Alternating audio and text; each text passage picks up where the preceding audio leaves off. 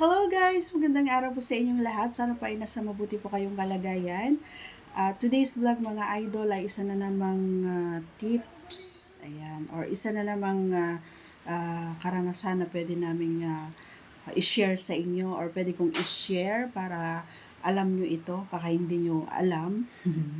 Bibigyan ko kayo ng mga konting hint, kumbaga na uh, mapalalim ang inyong mga kaalaman. Charot. Ayan, so, bago natin umpisahan mga idol, gusto ko lamang pong humingi ng favor. Pakisubscribe po ang ating channel at pakipindot na rin ang tiny notification bell dyan sa baba para kayo ay ma-update pag meron po tayong mga new upload videos. Disclaimer din mga idol, ang video ito ay para lamang po sa may bukas ang kaisipan at may malawak na pang unawa. Alright, shout out na rin sa ating mga patuloy na sumusuporta sa ating mga channels. Thank you so much guys. Ayan. So let's proceed po sa ating topic. Ang sabi ng partner ko, mga idol, ay gustong-gusto daw niya ito kapag ginagawa. Gustong-gusto daw niya ito kapag ginagamit. Gustong-gusto daw niya ito. Ang sarap daw sa pakiramdam. Ayan, sabi niya. So yun ang comment ng aking partner sa tuwing ginagawa at ginagamit ko ito. So, syempre bago ko ginawa or bago ko inilagay or bago ko ginamit, ang bagay na ito mga idol ay syempre may permission, nag-ask ako ng permission sa kanya kung okay lang, itatry namin. Pero kung ayaw niya naman is okay lang. But hindi naman ako napahiya dahil it's okay naman daw kasi kailangan nga daw naming itry para maiba naman, di ba? Kasi hindi na actually dun sa sinabi niyang maiba naman, hindi naman ibig sabihin na siya ay nagsasawa na sa mga the moves ni Baby Hunter, di ba, mga idol. So ito ngayong oras na to, i-share ko sa inyo kung ano yung ginagawa ko. Dati guys, napapanood ko lang to pero parang hindi ako hindi ko inano na i-try kumbaga.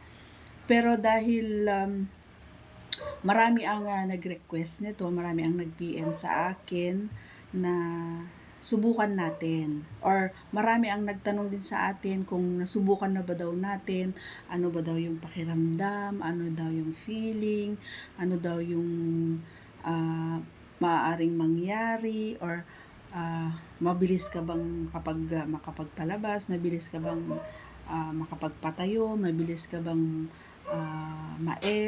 mabilis ka bang mag-init. Alam mo yun, ang dami nilang tanong kung ginagamit ko ba to or pag ginamit, ano daw pakiramdam. So, yung bagay na ito mga idol, ay yung sinasabi nilang toothpaste. Ito ay hindi ko sinasabing itatry nyo ha, o hindi ko kayo pinipilit ha. Ito ay sinishare ko lang kung ano yung karanasan ko, kung ano yung pakiramdam ko noong time na ginamit namin ito. So, yun yung sinasabi nilang toothpaste na yung medyo cooling. May cooling siya. Yung kulay green. Kulay green yun mga idol. Kasi yung toothpaste na kulay green is may cooling siya. May nakalagay dun cooling, fresh, gano'n.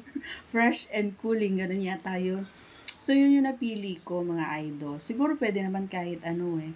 So, sa isip-isip ko naman, habang nilalagay ko yun, mga idol, kay Pechay, sabi ko sa isip-isip ko, okay lang naman siguro kahit na halimbawa na kainin yung Pechay is okay lang siguro na malunok niya yun kasi nga kapag nagtututbrush ka nga, di ba, minsan hindi mo na ina-expect na minsan nalulunok mo yung toothpaste, di ba? So, yung ibang bata nga nilulunok pa. Nung bata nga ako, pag yung toothpaste ko is lasang strawberry, nilulunok ko talaga. So, yun yung tumatak sa isip ko. Siguro pwede lang ito kapag kinain yung Pechay is okay lang. And then, sabi ko, syempre, hindi naman kahit na minsan kasi kahit hugasan mo yung pechay mga idol, meron at merong amoy, hindi naman mabaho or hindi naman siya malansa, kumbaga meron pa din kaunti, kumbaga kahit na anong kuskus mo diyan, meron at meron pa din. Syempre hindi naman lahat ng mga boys is ganun, hindi sila alam mo na yun, yung aware sila yung sa pagdating sa amoy ni Pechay. So marami pa rin ang mga boys na aware. Ayun, hindi may pakialam pa rin sila sa amoy, sa lasa, may pakialam yung mga yan. So doon mo malalaman na yung partner mo is malinis. Although hindi naman niya sinasabi, pero makikita mo doon sa reaction ng mukha niya or kung uulitin niya pa bang kainin yung pechay mo or hindi na, last na yon yung ganon. Yung halimbawa is first time niyang kumain ng pechay mo and then hindi niya na inulit pa yon. Ibig sabihin nun is may amoy yan. So anong dapat mong gawin, Maricoy? So syempre kuskusin mo. Hindi naman sa kuskusin, hugasan mo ng maigi, ganun. Tsaka kumain ka ng mga, alam mo yun, yung susustansya, mga prutas, gulay, mga ganon. So, may mga mapapanood ka naman, yan, like me na vlogger. So, marami ang nagsasabi dyan kung ano yung mga kailangan mong kainin para hindi mangamoy. Ayan, ang iyong kefem-fem. Yun. So, let's proceed dun sa sinasabi ko na toothpaste. So, ang ginawa ko nung naisip ko yun na gawin, kasi nanood ako ng mga vlogs. So, napanood ko ito. Ngayon, tinawag ko yung partner ko. Sabi ko, uy, okay lang ba? Try natin to. Sabi ko ng ganun. Matagal siyang nag-isip mga lods. Ang tagal. Umabot ng 3 years, charot. Umabot mga siguro na nag-isip siya ng mga ilang segundo. Sabi niya, okay lang ba yun? Sabi niya, okay lang ba yun sa'yo? Kasi syempre ilalagay mo doon sa Tapos sabi niya, okay lang siguro. And then sabi ko, i-try natin. Baka sa maiba naman. Ganon. So, sige, sabi niya ng ganon. So, doon natuwa ako kasi pumayag siya mga alas, no? And then pumasok nga ako doon sa banyo. And then, pinahid ko lang ng kaunti doon sa may tuktok ng mani, doon sa may tinggil.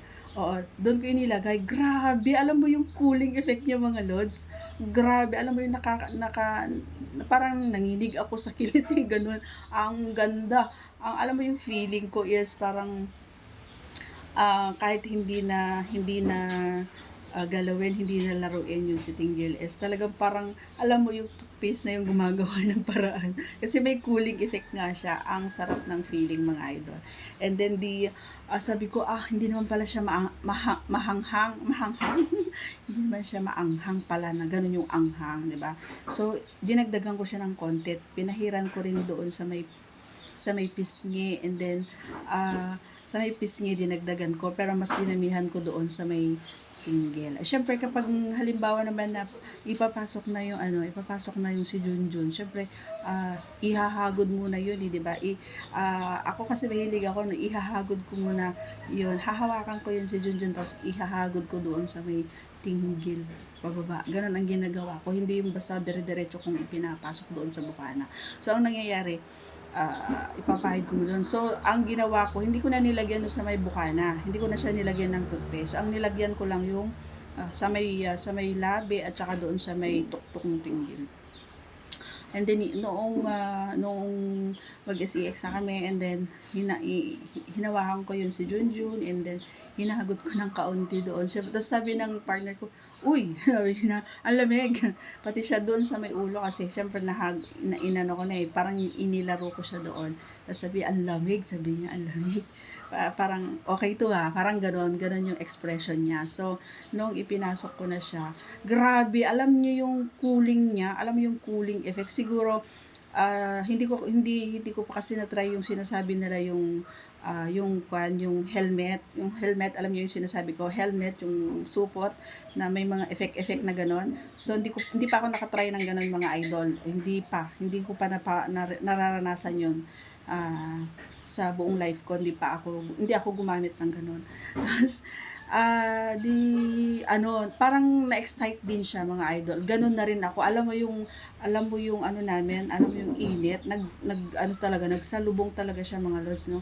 Grabe, alam mo yung energy, alam mo yung adrenaline, talagang grabe, ang bilis niya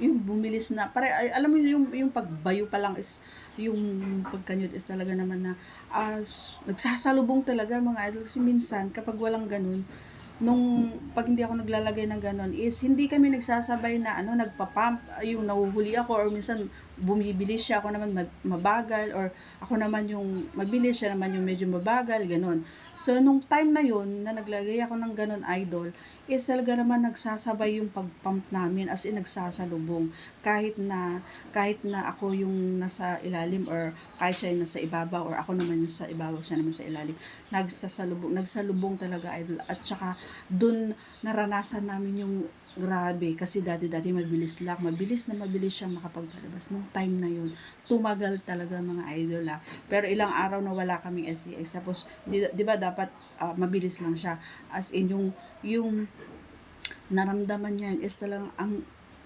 tumagal kami ng siguro mga 30 minutes. Oo, tumagal kami ng 30 minutes na nagpo-pump, and then hanggang sa sabi ko lang sa kanya is parang malapit na ako. Pagkasabi ko ng ganon, sabihin mo sa akin na pag humahawak na kasi ako ng mahigpit sa kanya, mga idol, is alam niya na yun na lalabas na talaga siya. So, nang hinawakan ko na siya is, yun, sumabay talaga siya. So, yun yung magandang epekto, kumbaga, para sa amin yun. Ayan. So, ito guys, hindi ko kayo pinipilit na gawin nyo ito or subukan nyo ito.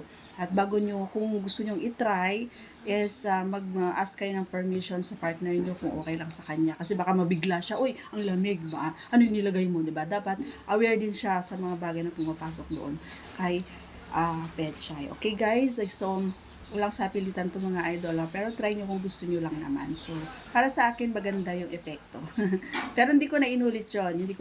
Baka mamaya gagawin ko. Charot. Okay, so that's our video for today's vlog, guys. Maraming salamat. Once again, hingi ulit ako ng favor. Paki-subscribe po ang ating channel at pindutin na tiny notification bell para ma-update po kayo pag meron po tayong mga new upload videos. God bless everyone. See you on my next vlog. Bye!